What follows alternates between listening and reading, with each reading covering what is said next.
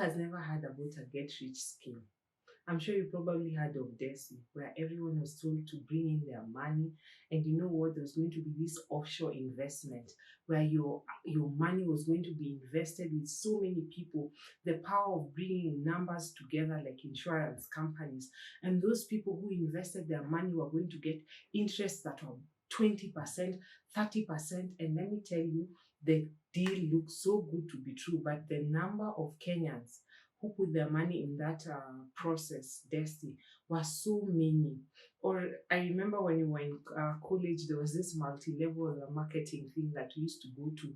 We used to be told that if you sell credit, and if that person buys credit with that line, and then another person buys credit, and another person, it was a way that if someone bought credit for their line and they were under you, and those others sold credit, whether it was for Safaricom, Telcom, whatever, you are going to profiteer. And I remember my friend one time invited me for this multi-level marketing where you needed to sell holiday destination. If people went for this holiday using your code, or if they booked a long-term trip for their family for the whole year, you are able to get discount rates for your airline, discount rates for your hotel. And as we went for all these marketing pitches, because Aki in campus, we went for so many multi-level marketing because they all sold us one dream. If you want to get money immediately, if you want to become rich, if you want to flaunt and live a celebrity lifestyle, then this was the thing that you needed to be. You need not slave for 5 hours in a day, but you just needed to come and just give and sell one product. And if that one product was sold to others, I'm not saying all multi-level marketing concepts are fake, but a majority of them. And we know so many people who at the end of the stick, those especially who joined later, how they ended up losing their money. There was even stories for the Desi where the people who actually created the whole scheme or the whole program, some even killed themselves, some jumped out of building because there were so many angry mobs of people who put their money into those businesses, and people demanded back their money. And yes, there were those who benefited. They're always the first movers advantage, those who put their money into it the first time.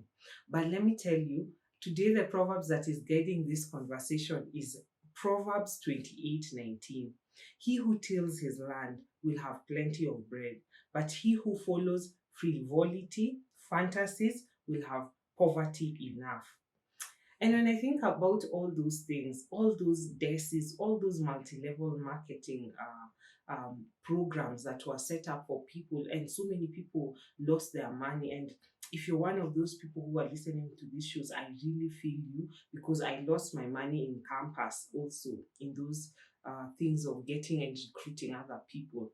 But I wish I had read this scripture where if I tilled my own land, my own business, if I tilled my own company, my own career, because at campus I was just thinking about my career and focused on it, and just focused on getting better, focused on getting one client, focused on just getting another person to come and see my product, sell my product every day, pitching to a client, rather than using that amount of energy because you use energy. Let me tell you, you use energy to get someone to come under you, like buy this holiday destination. So first and foremost, you've used your own money to buy the tickets. Then now you have to convince people how they need to go on holiday.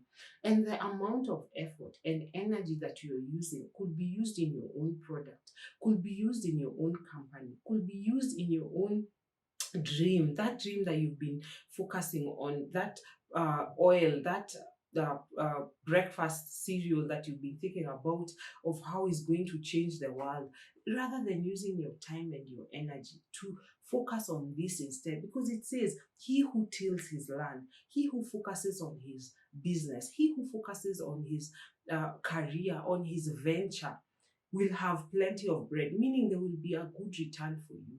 There will be a return for you that is that is profitable, or you will have something to eat. You will not be hungry. You will not lack in the long term, because you will see one day a result. You will sell one product, and that one product will give you the confidence to sell to another person. And as that continues, and you're putting systems in place, because we're always talking about systems, and you're putting systems into your business, systems into your career, systems into your own home, eventually you start bearing results. You start getting a promotion here at work. You start getting acknowledged for your effort. You take up a course to improve yourself, and then you get a promotion, you get an opportunity. And it's so funny how opportunities present themselves every time it sees you taking the first step. Even as you take a first step in your home business, you're cooking your oil formula in your own kitchen. They've had so many success stories of people who began in their own kitchen.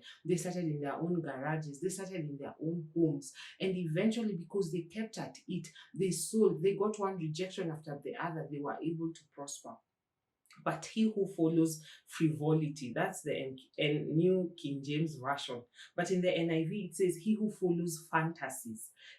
This idea that, you know what, money comes to so easy to everyone. And it also reminds me of the story about the cryptocurrencies. Honestly, Aki, we lost money in this one, where you put your money and then you know that eventually you are going to get your money 150 200% returns. And I remember I used to listen to Dave Ramsey, and he was like, this cryptocurrency, it doesn't meet the normal principles of investment. And he was like, it's going to crash. It's going to crash. Hey, lo and behold, sooner than later, we hear the second biggest exchange. I think it's an exchange collapse. And not that there were no genuine cryptocurrency creators in the process, but you just realize that sometimes when you're told you're getting your money 100, 200, 500%. And remember, there was an article that was written where a Kenyan set up a Telegram group, and people were to give money, and they were investing for them in the cryptocurrency system. And eventually, when he had taken up so many of people's money, he posted in the group that he bought a Lamborghini, or is it one of those fancy cars. And then he was like, you silly Kenyans, how did you dare give me your money? And then left the group. And let me tell you, when that article launched, it was so painful. Okay, I was not in the Telegram group, but I'm just imagining someone who'd put their money there. When someone just tells you that they've taken your hard-earned money, and they are flaunting and valaganting this whole nation from one holiday destination to the next with your hard-earned money, money that you had saved up, money that you were planning to even increase your business. And that's the sad truth, and why one sometimes we reflect on the lessons of Proverbs, is because they are there. There's nothing new under the sun. There has been a corn after a corn after a corn. I'm sure if you ask your grandmother in her time what corn was there, she'll give you a story and tell you how many people fell for that trap, how many people fell for email marketing scams, how many people fell for this sub story. So there's no new scam. It just comes with different technologies, different forms, but at the end of the day, fantasies will be crafted by evil men who just want to take up your money. And when you follow this advice and focus on your own land, focus on your own business rather than on other people's fantasies and dreams, then eventually you will succeed. Rather than following fantasies, and poverty will follow you, because it says, and you will have poverty enough. So thank you so much for tuning in and for just listening to my stories and all the lessons that we learn from the book of Proverbs, and how we can improve and empower our own lives.